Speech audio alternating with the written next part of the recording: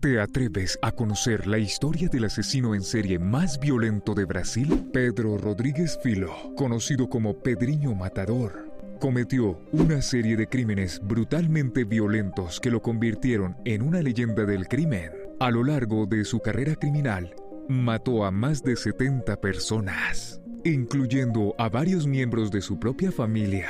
Prepárate para sumergirte en la mente de uno de los criminales más notorios de la historia de Brasil en este impactante video. Infancia y adolescencia. Pedro Rodrígues Filho nació el año 1954 en una granja ubicada en el municipio brasileño de Santa Rita de Sapucaí, al sur de las Minas Gerais. Pedro y su hermana fueron los únicos hijos de Manuela Filho y Pedro Rodríguez. Pedro vino al mundo marcado por la violencia, ya que, cuando estaba en la placenta de su madre, su cráneo sufrió una leve deformación a causa de una patada que su padre dio en el vientre a su madre.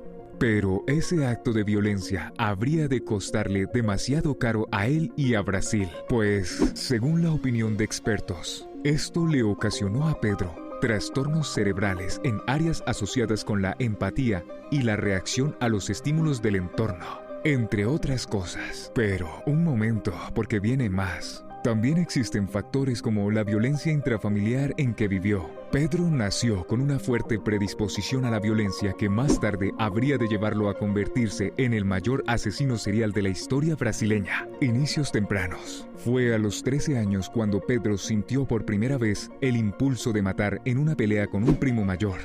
Entonces se salió de control y comenzó a golpearlo brutalmente, para finalmente intentar matarlo al empujarlo en una prensa de caña de azúcar. Pero el primo de Pedro sobrevivió. Ya con 14 años, Pedro encontró el pretexto perfecto para desahogar su ira, cuando el viceprefecto de Alfena inculpó a su padre de robar desayunos escolares. En realidad, el viceprefecto quería despedir al padre de Pedro y, ya que este era guardia de seguridad, acusarlo de robo, que equivalía a acusarlo de hacer aquello que debía evitar. El despido de su padre representaba menos recursos económicos y un incremento de la violencia familiar, por lo que Pedro decidió tomar cartas en el asunto, y así fue como asesinó al viceprefecto, matando poco después al guardia que supuestamente era el verdadero ladrón. Entrando al mundo de los narcos, siendo aún menor de edad, Pedro logró evadir a la justicia refugiándose en el área de Mogi das Cruzes, donde conoció a algunos narcotraficantes e ingresó al mundo de la droga, comenzando a vivir de aquello y de algunos robos. Por ese entonces también conoció a Botinha, la viuda de un líder del narcotráfico. Ella se transformó en la pareja de Pedro y Pedro pasó a vivir en la casa de ella, asumiendo también las funciones del narcotráfico de su difunto esposo. Ya una vez asumidos sus nuevos poderes en el mundo del narcotráfico, Pedro tuvo que eliminar a 3 ex colegas. Las cosas marcharon relativamente bien por un tiempo, hasta que Botinha fue ejecutada por la policía y él se vio obligado a escapar, no volviendo a la casa de Botinha, mas permaneciendo en el mundo del narcotráfico. Pese a no tener el apoyo de ella, Pedro consiguió rápidamente juntar un grupo y montar su propio negocio de drogas. Paralelamente, él comenzó una búsqueda obsesiva de los responsables, los culpables de que la policía haya ejecutado a quien fue en su pasado la esposa, es decir, Botinha, torturando a cuantas personas creía necesario para hallar información. Finalmente, la ex esposa del director, un narcotraficante importante, le informó a Pedro que el director era el responsable de la muerte de Botinha. Ahora solo era cuestión de esperar, ya que la venganza caería con salvaje elegancia, al estilo de Film Scarface, el más atroz de sus crímenes. Un día, Pedro se enteró de que su padre había matado brutalmente a su madre con 21 puñaladas. Furioso, Pedro fue a visitar a su padre llevando un enorme machete, con el cual le propinó una lluvia de cortes. Luego, viéndolo convertido en un amasijo de carne cortada, Pedro hizo un par de incisiones en el pecho de su padre y le arrancó con ira el corazón, llevándoselo a la boca, arrancándole un pedazo de una dentellada y arrojándolo cual si fuese un pedazo de basura. De momento, Pedro consiguió escapar de la justicia, Pero el asesino de su padre llamó demasiado la atención y el 24 de mayo de 1973, después de que su hermana fuese asesinada por razones desconocidas, Pedro fue detenido y llevado a la prisión de Aracura, de Sao Paulo. Para aquel entonces tenía 19 años, pero una condena de 126 años le había sido impuesta por robo, tráfico de drogas y múltiples homicidios. Un asesino imparable. Aquel 24 de mayo de 1973, Pedro y otro detenido subieron al furgón policial para ser llevados a prisión. Ambos estaban esposados y, cuando se abrió la puerta del furgón, solo Pedro estaba vivo. Había matado al otro recluso, supuestamente porque era un violador. Ya en la cárcel, Pedro siguió matando sin miramiento alguno. No siempre mataba con armas, no siempre las necesitó. Acostumbraba a ejercitar su cuerpo. Esto fue en la prisión de Taubaté, donde intentaron aislarlo del resto de presos por más de 2 horas diarias y había adquirido una fuerza enorme que se potenciaba con su alto nivel de adrenalina y su desconocimiento del miedo. Era ciertamente una máquina de matar y habría de acabar con 47 personas a lo largo de su vida carcelaria. Según se supo, la capacidad de combate de Pedro era tal que una vez 5 reclusos lo atacaron juntos. Pero Pedro mató a 3 y dejó gravemente heridos a los otros 2. Eu solo mato a hijos de puta, dijo Pedro cierta vez, aunque de ser completamente coherente con sus palabras, habría tenido que suicidarse, ya que solo un verdadero monstruo mataría a alguien por roncar demasiado o tener un rostro antipático. Y eso fue lo que hizo Pedro con 2 reclusos. Claro, según sus confesiones.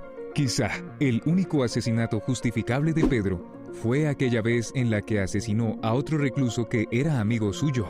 Y es que su amigo era también el hombre que tiempo atrás había matado a su hermana. Por lo que Pedro, al enterarse, lo decapitó. Yo era mi amigo, pero simplemente lo tenía que matar. Yo estoy justificado, dijo después en una entrevista. Sobre la personalidad de Pedro, los psiquiatras concluyeron que era un individuo que no sentía remordimientos ni compasión, que la mayor motivación en su vida era la afirmación violenta de sí mismo y que padecía un carácter paranoico y antisocial. Libertad. En el año 2003, y pese a tener 126 años de condena que aún no cumplía, se pensó en liberar a Pedro debido a que una ley prohibía a cualquier persona estar en prisión más de 30 años. Pero el caso de Pedro era especial, pues los delitos cometidos en prisión habían elevado su condena a casi 400 años. Y así, llegando a un punto medio, se extendió la reclusión de Pedro hasta el 2017. No obstante, Pedro era incurable. En palabras suyas, matar era un hábito y un vicio.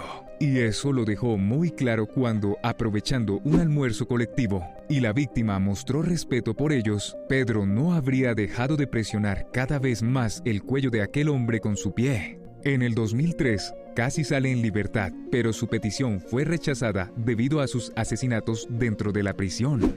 Tendría que esperar hasta el año 2007 para ser libre otra vez, pero fue detenido nuevamente en el 2011. Todo parecía terminar con los 128 años de sentencia que le dieron por todos sus asesinatos en prisión. Pero no hay sin suerte. Y es que en Brasil se derogó una ley que declara que los psicópatas diagnosticados pueden ser detenidos indefinidamente. Y el hecho de que la pena máxima de prisión es de 30 años en ese país, tras 42 años de cárcel. Estrella de YouTube, ya con 67 años y liberado, se convirtió en orador. Lanzó un libro y tiene un documental. La cereza de su macabro postre son las más de 184,000 suscriptores que tiene en su canal de YouTube, en donde comenta y analiza crímenes cometidos por otros. Héroe o asesino, Pedro Rodríguez Filho puede ser considerado un guerrero de la luz. Los criminales sueltos en su época verdaderamente eran un peligro para la sociedad en Brasil. Personas inocentes eran víctimas constantes de estos asesinos, ladrones, pedófilos, violadores, narcotraficantes, entre otros. Tú puedes poner a un asesino en un juego y sigues siendo un asesino. En otras palabras, Pedro Rodríguez Filho podría haber asesinado a todos los criminales en Brasil. No obstante, solo hubiera quedado un asesino en el país, él mismo. Según la ley, seguiría siendo un criminal más. Actualmente, para muchos brasileños, sigue siendo un asesino. Después de todo, ¿es Pedro Rodríguez Filho un héroe o un criminal? Conclusión. Después de ver este video, espero que hayas podido entender mejor la historia de Pedro Rodríguez Filho y el impacto de sus acciones en la sociedad brasileña. En este video, hemos visto cómo la violencia y el odio pueden tener consecuencias devastadoras en la vida de las personas. Si te ha gustado este video, no dudes en compartirlo con tus amigos y no olvides seguirnos para estar al día con los últimos videos y noticias.